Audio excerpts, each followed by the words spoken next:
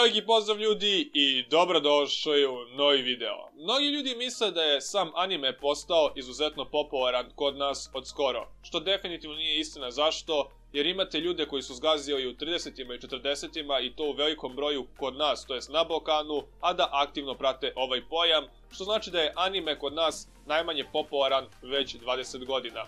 Ovim netipičnim uvodom sam želeo nekako bolje da vam dočaram da je verovatno ogromna šansa da recimo vaš omiljeni youtuber, recimo neki anime fan, ili da aktivno prati anime radi reda. Tako da ću ovaj video nekako iskoristiti da vam prikažem naše domaće youtubere za koje sam čuo video da prate anime. Ne moram ja nužno da ih gledam ili pratim, ali recimo znam da gledaju to i to.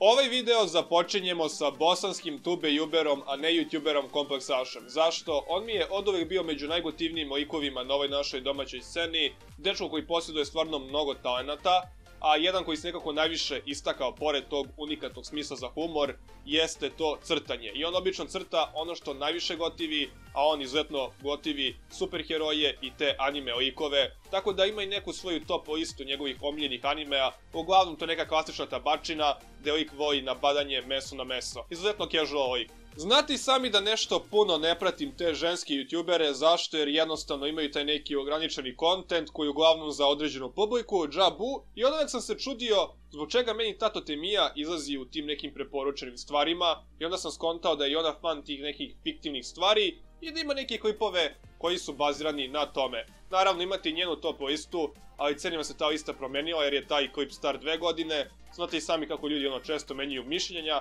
pogotovo žene.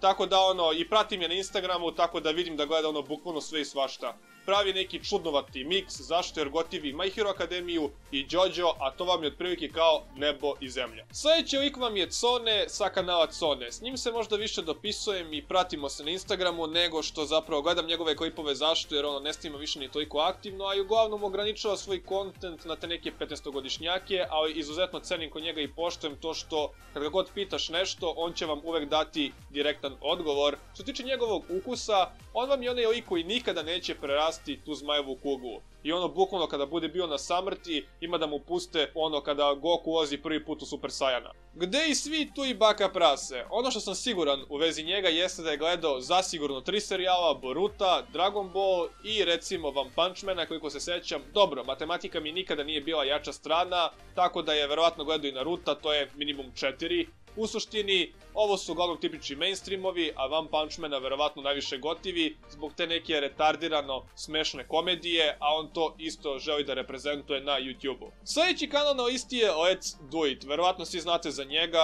snima sve i svašta, top 5 najjezivije, najbolje, najbogatije, najpopularnije, tako da sve i svašta, bukvalno content kreator.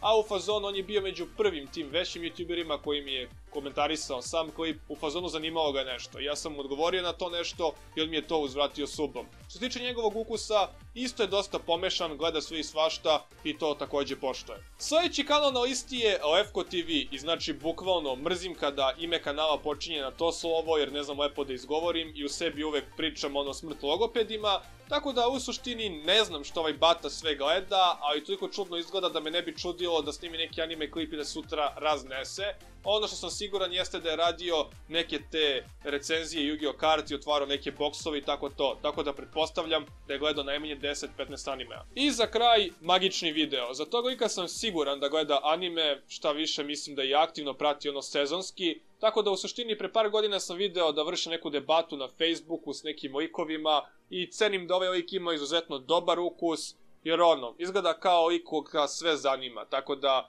u suštini to je bilo to što tiče ovog videa, nadam se da ste uživali, možda nekad bude neki drugi deo ovog videa, do tada veliki pozdrav!